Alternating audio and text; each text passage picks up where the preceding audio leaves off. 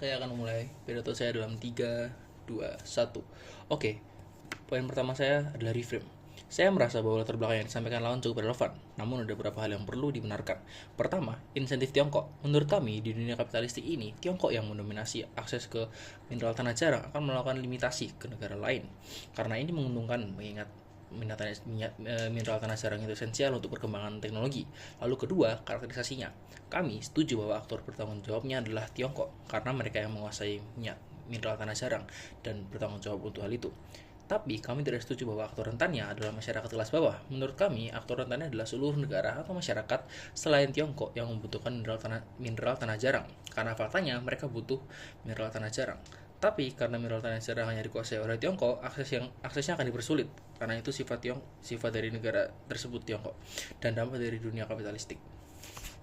Lalu masuk ke poin kedua saya, yaitu sangkaan. Di sini lawan mengatakan bahwa Tiongkok bisa mempermudah akses minyak tanah jarang dalam bentuk perekonomian global.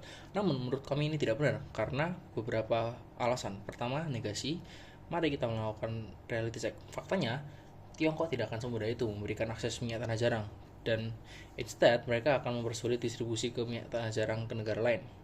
Lalu kedua, flip. Kami bisa melakukan flip tepat, karena apa yang dikatakan lawan salah. Faktanya, Tiongkok tidak akan mempermudah akses ke minyak tanah jarang, oleh karena itu, klaim yang dikatakan lawan salah. Lalu masuk ke poin ketiga, yaitu argumen. Judulnya, Go Green. Pertama, asumsinya.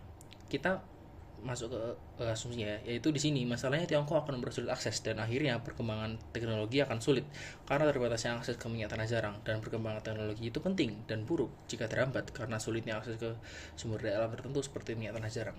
Lalu kedua, perubahan. Di sini perubahan yang akan kami bawakan adalah tentang sistem akses ke minyak tanah jarang. Kami memberikan persyaratan untuk negara agar mereka harus menggunakan minyak tanah jarang untuk teknologi hijau, karena itu salah satu fungsinya. Jadi jika negara yang butuh minyak tanah jarang tidak akan menggunakan minyak tanah jarang untuk teknologi hijau, misalnya seperti untuk senjata perang, mereka harus membayar sesuai dengan harga biasa, dengan biaya cukai dan biaya mahal yang biasa diberikan oleh Tiongkok. Sedangkan jika tujuan untuk berkembang teknologi hijau, aksesnya akan dipermurah dan dibantu. Ini baik. Apa lagi berikutnya? Pertama, ini baik karena itu bisa secara tidak langsung membantu perkembangan teknologi hijau di dunia. Dan ini juga bisa membantu mengurangi kemungkinan negara-negara akan menyalahgunakan teknologi ini untuk persenjataan. Lalu apa lagi berikutnya? Pertama, insentifnya.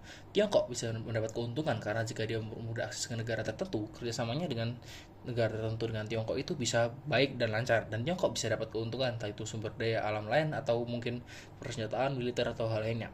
Kedua, kapasitasnya. Iya, Tiongkok mampu karena mereka yang memiliki akses penuhnya untuk minyak tanah jarang ini, dan sebenarnya dikatakan di mosinya mereka mendominasi entah itu aksesnya dan juga pemurniannya. Ketiga, konteks. Ini baik karena kondisinya tepat, mengingat perkembangan teknologi itu urgent dan ini bisa dilakukan oleh Tiongkok. Lalu poin ketiga, dampak. Di sini ada dua dampak yang akan saya berikan. Pertama, dampaknya ke lingkungan. Karena jika akses teknologi hijau secara tidak langsung didukung, maka perkembangannya melesat. Ini membuat rakyat internasional bisa lebih sejahtera karena lingkungan mereka membaik dan pencemaran berkurang. Kedua, dampak ke negara, yaitu Tiongkok. Legitimasi mereka di mata negara lain naik karena mereka mempermudah akses dengan niat baik. Ini membuat pemerintah Tiongkok dipercaya oleh negara lain, dan ini baik untuk kerjasama dengan negara lain di masa depan. Lalu untuk penimbangannya, di sini parameter yang kami gunakan adalah problem solving.